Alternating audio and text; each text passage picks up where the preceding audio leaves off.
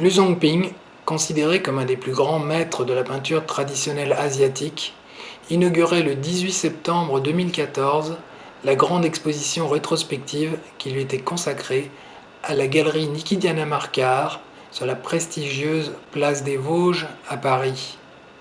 Profitant du vernissage de ces 34 toiles monumentales, pour leur seule étape française de la tournée européenne, Jean-Paul Batte, directeur d'Art Actuel, a rencontré le maître. Lu Zongping, vous êtes né en 1959 à Shanghai dans une famille d'artistes peintres et calligraphes. Fuyant la révolution culturelle, vous vous réfugiez au temple Sichuan où vous découvrez le concept bouddhiste. Est-ce que cela a influencé votre art ? J'ai baigné dans l'art chinois pendant toute mon enfance. De 7 à 14 ans, j'ai grandi dans un temple et j'ai eu la chance d'apprendre ce qu'était le bouddhisme jour après jour auprès d'un moine, maître Haideng, un grand philosophe bouddhiste très respecté en Chine. J'ai donc un esprit fondamentalement bouddhiste. Lorsque l'on maîtrise toutes les techniques de peinture traditionnelle chinoise, on atteint un esprit zen universel. Ça donne une sensation d'espace dans mes toiles. Et c'est comme une bombe qui explose et donne l'énergie de mes sujets. On parle beaucoup de spiritualité et de taoïsme à propos de votre peinture. Qu'en pensez-vous ? C'est qu'il y a un point de vue philosophique dans mon travail. J'ai plus de contact avec le bouddhisme et le taoïsme, mais il en est de même pour le catholicisme et l'islam.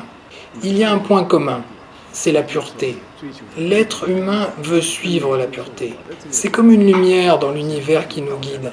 Dans ma peinture, je la traduis par la figure du tigre, par la lumière, la pureté des formes. Vous avez eu l'honneur de restaurer les cloisons décoratives des temples Todaiji, Asakusa et le temple du pavillon d'or de Kyoto. Comment vous a-t-on sollicité ? J'ai été invité au Japon pour des échanges culturels qui commençaient tout juste à l'époque.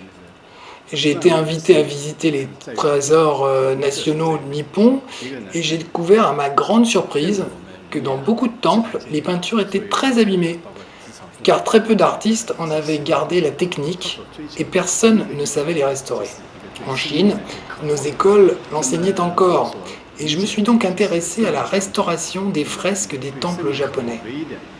Après mes études sur les fresques, j'ai fait une exposition au Japon. Plus de 10 000 personnes sont venues voir ce style de peinture chinoise ancestrale à l'encre de Chine. Beaucoup de journalistes ont diffusé ce travail, en particulier sur la chaîne de télévision nationale MHK, et le gouvernement japonais m'a alors proposé de faire ce travail de restauration. Du coup, j'y ai œuvré pendant 4 ans, et j'ai même reçu un prix équivalent à la Légion d'honneur au Japon, des mains même de l'empereur. Est-ce que les scènes choquantes auxquelles vous avez assisté dans votre plus jeune âge, au milieu de conflits culturels incessants, vous ont influencé ? Le sujet de la révolution culturelle est un peu lourd pour moi, car mon père et mon grand-père, qui étaient des gens lettrés, se sont retrouvés en prison.